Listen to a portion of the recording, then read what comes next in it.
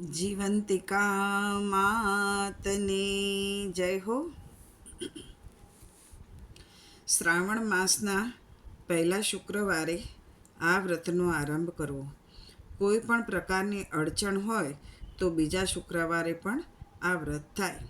વ્રત કરનારે સવારે વહેલા ઉઠી નાહી ધોઈને 5 વાટનો દીવો પ્રગટાવો અને ભક્તિભાવે વંદન કરી પ્રાર્થના કરવી. પીળા વસ્ત્ર કે પીળા રંગના અલંકારનો ત્યાગ કરવો. બનતા સુધી લાલ રંગના વસ્ત્રો પહેરવા. પાટલા ઉપર દીવો મૂકી પત્ર પુષ્પ ચોખા અને કુમકુમથી જીવંતિકા દેવીનું પૂજન કરવું અને વાર્તા સાંભળવી. ઘણા વર્ષો પહેલાં સુશીલ નામે એક રાજા હતો. રાજા અને રાણીને કોઈ પણ વાતનું દુઃખ ન હતું, માત્ર સંતાનની ખોટ હતી. રાણી ચિંતામાં ને ચિંતામાં સુકાતી જતી હતી. રાણીવાસમાં રાણી ઉદાસ મને બેઠી હતી. તેવામાં એક દાસી ત્યાં આવી ચડી. દાસી સુયાણીનું કામ કરતી હતી, એટલે ગામમાં કોઈને સુવાવડ આવે તો એને બોલાવે. દાસી રાણીના મનના ભાવ સમજી ગઈ. તે બોલી, રાણીજી, આટલી બધી ચિંતા શું કામ કરો છો? તમે આજ્ઞા આપો તો હું એક ઉપાય બતાવું. એવો શો ઉપાય છે કે જેથી મારું વાંઝિયામણું ટળે? રાણીએ પૂછ્યું. દાસીએ બારણા બંધ કર્યા અને રાણીના કાનમાં કહ્યું, જુઓ, ગામમાં એક બ્રાહ્મણીને 5મો મહિનો જાય છે. આજથી તમે સગર્ભા છો એવો ઢોંગ કરો, પછી આગળનું કામ હું સંભાળી લઈશ. દાસીની વાત રાણીના ગળે ઉતરી ગઈ અને પોતે ગર્ભવતી છે એવી વાત ફેલાવા માંડી.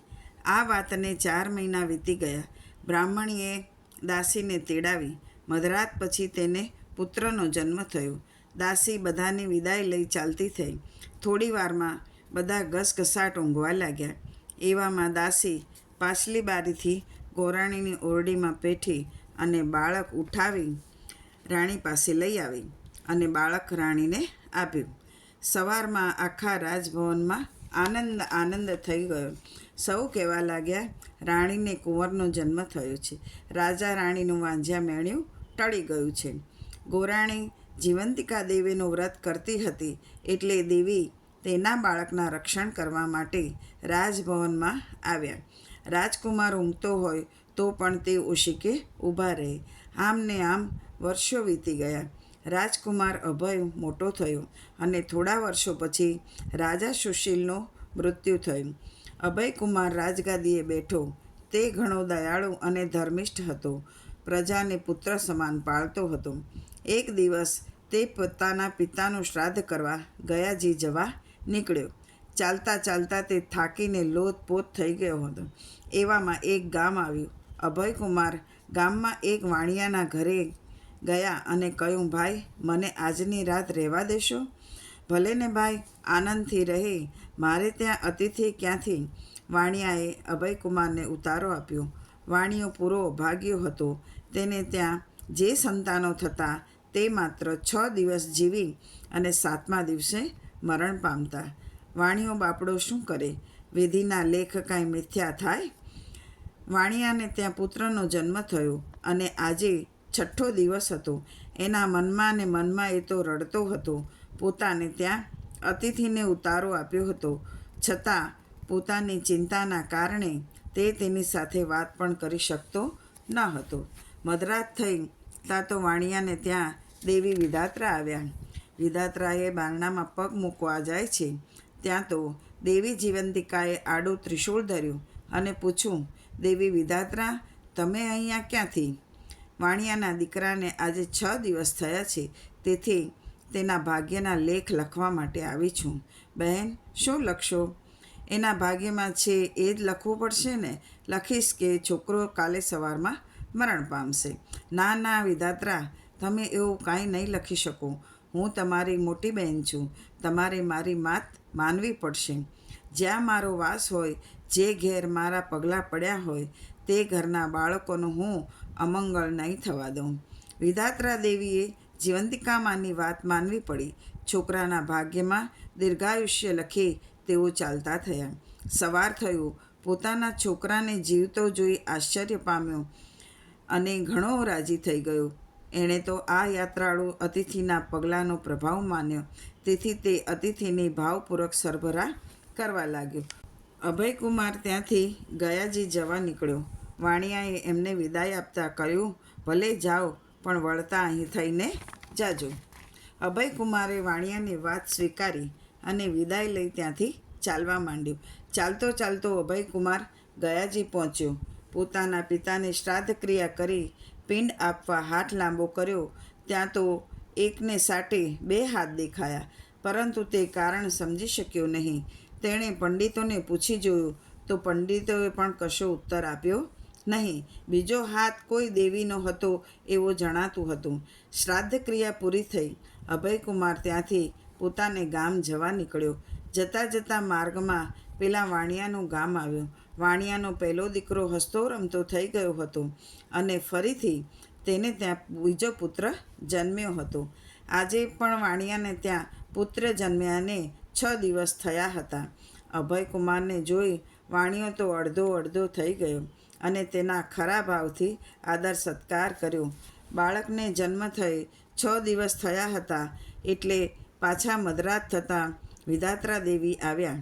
વિધાત્રા ઘરમાં આવ્યા ત્યાં તો દેવી જીવંતિકાએ તેમને પૂછ્યું, બહેને આજે શું લખશો એ તો કહો. દેવી, ગઈ વેળાએ જે લખવાનું હતું એ જ ફરીથી લખીશ કે સવારે આ બાળક મૃત્યુ પામશે. ના બહેન ના, એવું ના લખશો. જ્યાં મારા પગલાં પડે ત્યાં અમંગળ ન થાય. દેવી, ગઈ વેળાએ મેં તમારું કહ્યું માન્યું હતું, પણ આ વેળાએ મને અટકાવશો નહીં. કર્મના ફળ પ્રમાણે હું ભાગ્યના લેખ લખું તો સૃષ્ટિના નિયમમાં ભંગ પડે. અને હા જીવંતિકા દેવી, તમે આ વાણિયાના ઘરે કેમ પધાર્યા છો એ તો કહો. એટલામાં રાજકુમાર અભયની ઊંઘ ઉડી ગઈ. તે ગુપચુપ પથારીમાં પડ્યો દેવીઓના વાર્તાલાપ સાંભળતો હતો. જીવંતિકા દેવી બોલ્યા, વિધાત્રા, આ રાજકુમારની માતા વર્ષોથી શુક્રવારે મારું વ્રત કરે છે. પીળું વસ્ત્ર પહેરતી નથી, પીળા અલંકારો ધારણ કરતી નથી, ચોખાના પાણીને ઓળંગતી નથી. એટલે મારે આ રાજકુમારની રક્ષા કરવી પડે છે. એ જ્યાં જાય ત્યાં મારે પણ જવું પડે છે. પરંતુ આ વાણિયાને ત્યાં મારો વાસ હોય ત્યાં સુધી હું તેના બાળકનું અહિત સી રીતે થવા દઉં? બહેન, તારે મારી આજ્ઞા પાળવી પડશે. વિધાત્રા જેવી આજ્ઞા એમ કહી ભાગ્યના લેખ લખવા બેઠા. લેખમાં લખ્યું, આ છોકરો દીર્ઘાયુષ્ય થશે અને અનેક પ્રકારની સુખ સંપત્તિને પ્રાપ્ત થશે. સવાર પડ્યું. વાણિયાનો છોકરો તો જીવતો રહ્યો. વાણિયાને થયું, અવશ્ય આ કોઈ પુણ્યશાળી મહાપુરુષ છે. અભયકુમારે વાણિયાની વિદાય માંગી અને ત્યાંથી પોતાના ગામ તરફ જવા ચાલી નીકળ્યો. રાત્રે દેવી વિધાત્રા અને માતા જીવંતિકાનો જે સંવાદ થયેલો હતો તે હજુ એના કાનમાં ગુંજતો હતો.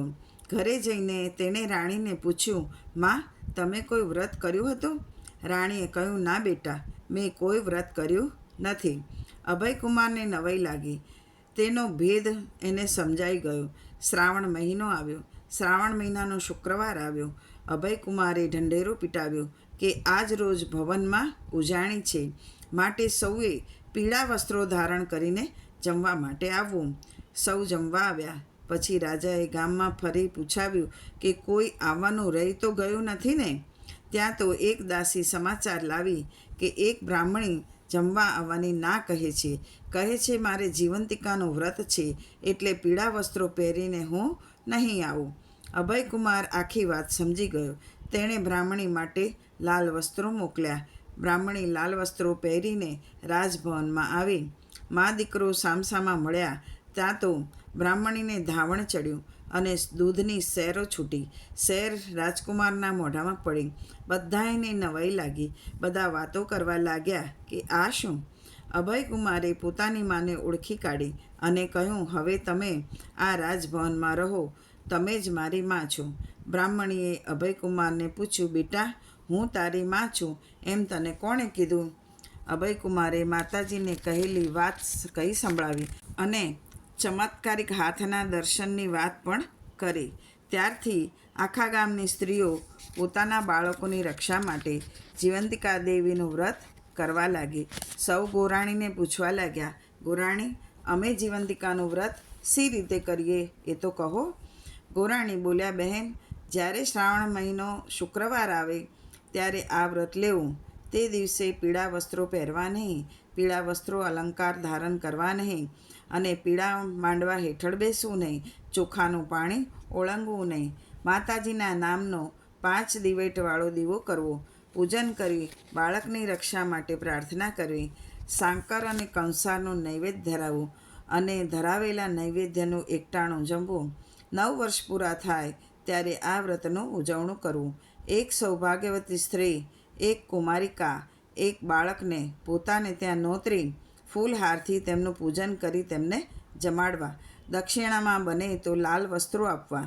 આ રીતે વ્રત કરનારા બાળકોને દેવી જીવંતિકા સદા રખવાળો કરે છે.